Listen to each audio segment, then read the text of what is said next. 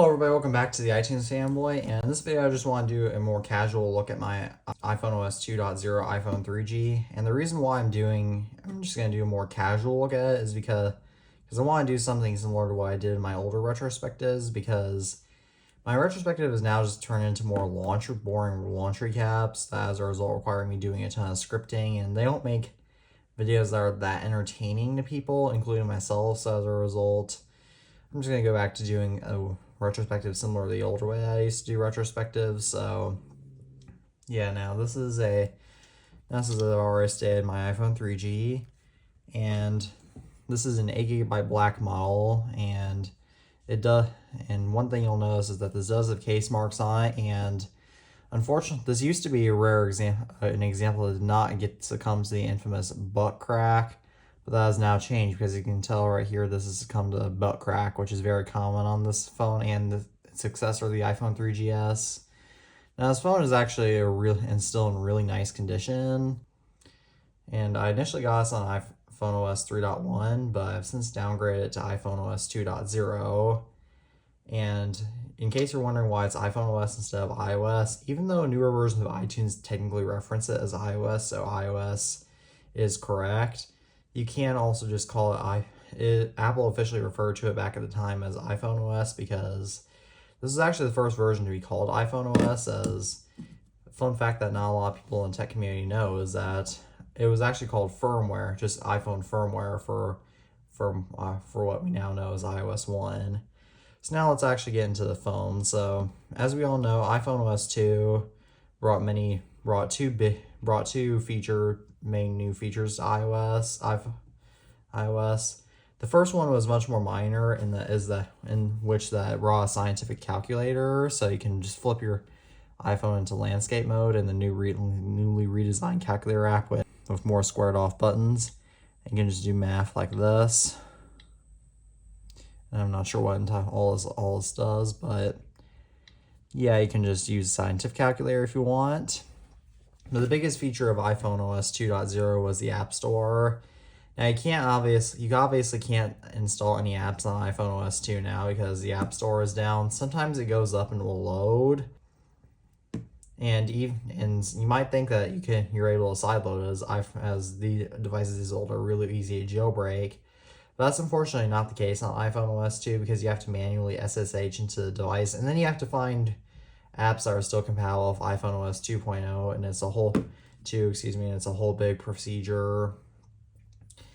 That's just such a pain to do, so don't expect it to install any apps on iPhoneOS 2. And the reason why I downgraded this phone to iPhoneOS 2 is that if you get an iPhone 3G for your collection, which they cost around $30 to $40, which is not bad, because they're much cheaper than the first iPhone, as the second one iPhone, please downgrade them, because iOS 4 is such an unusable firmware. It is the slowest maximum firmware ever for an iPhone, at least in my experience. And at least downgrade it to iPhoneOS 3, which I have a tutorial on, and I have a tutorial for 2.0 as well. Now this is a custom IPSW, so I have Cydia and installer load onto here, but now let's go ahead and let's take a look at some UI elements. So obviously this is the lock screen, and this is a pretty standard lock screen, though if you double press the home button, you can get, this is a feature up until iOS 6 when you have the ability to control your music library just by double pressing the home button. It'll revert to that from the date. It's really cool. And another thing you might notice when you go onto the home screen is that there is no home screen wallpaper because, as most of you watching this video probably know, Apple did not introduce that until iOS 3.2, which is an iPad exclusive and iOS 4 for everyone. Now text is obviously just a basic texting app. This is back in the days when it was just SMS, which we're finally now moving on from. And back in this day, at least in the US, you could only get your iPhone at AT&T, so these iPhones were still not entirely normal at this point. But this is just what sending a text would look like. Now, obviously, at least here in the United States, where I am, you can't send text messages on the iPhone 3G anymore because there's very few 3G, or at least the major carriers, since all the major carriers have shut down their 3G towers. Now, calendar. The only major difference between the calendar app back then and now is that there's no iCloud support, as this is back when Mobile Me was brand new, which I did another video on. I'll link up here if you're interested. This is just a basic calendar app, same deal, add events and whatnot. Photos, pretty standard fare. Just, however, there's no iCloud photos or anything at that time. You just have to view your photos and standards. I don't believe you could even use Mobile Me back then, but again, don't quote me on that. Camera, again, this camera is really bad, and I'm sure you can tell right now from watching this camera that's just bad. And you can also show play, but if you take a photo, and then as you can tell right here, you can view your photos.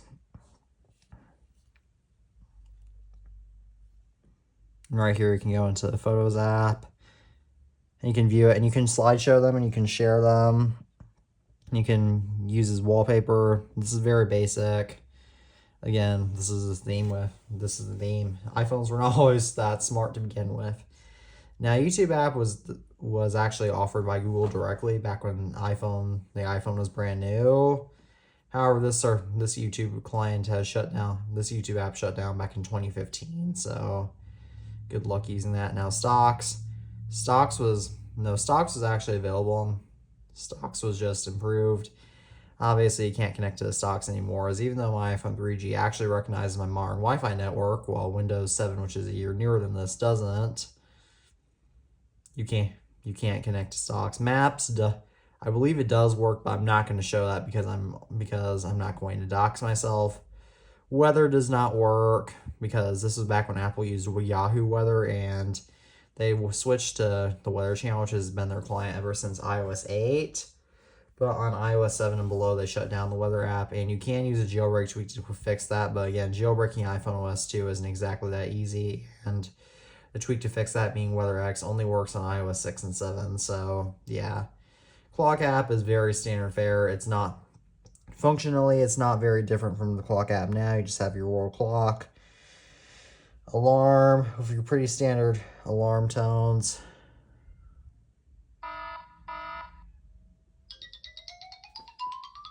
Like very self-explanatory. Stopwatch, timer, like this is all pretty standard stuff. You obviously have a lot more skeuomorphism in this version, which basically means that it's more relatable to real items.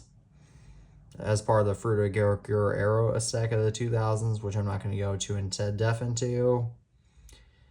But then calculator, I've already showed that. Pretty self-explanatory. Notes, it's just a basic notes app. Like you can email in this version. Like if I just type something basic like hello, like this is nowhere near as advanced as a modern notes app, as you can just scroll between your notes. This is literally like a basic notepad. It literally looks like a notepad, and you have mail, email, or share. I believe this is just email. Yeah, it is. And then you just have delete. Nothing really fancy. And then settings right here is a very basic application. I mean, it's not that basic, but it is pretty limited. This is back when you still had the fetch new data option linked directly in settings, which would fetch for new data back when you had to deal with more limited, very, very limited data. And wallpapers, iPhoneOS 2 actually had a really good selection of wallpapers, though you unfortunately can't, though you can obviously only set these from the home screen. What I like about this is that they also have a lot of famous artwork as part of the gallery, like the Mona Lisa. And then you have the Starry Night. I don't remember what this painting is called. Please comment that down below if you know, but this is a very famous French painting of a Sunday picnic in a park. And then this one, I believe, is a famous painting of apples, though I don't know what this one is. Then you can obviously set your own photos. And then for general, and this is back before Bluetooth got its own menu, because Bluetooth was very limited. Bluetooth was not widely used back in 2008. And this is also the first year that you got restrictions, when you can enable restrictions for stuff such as explicitly rated music and in music app, or back then it was called iPod. I'll get more into that in a second. Restricting websites, restricting YouTube. You can actually disable Safari, YouTube in the iTunes store, and the ability to install apps.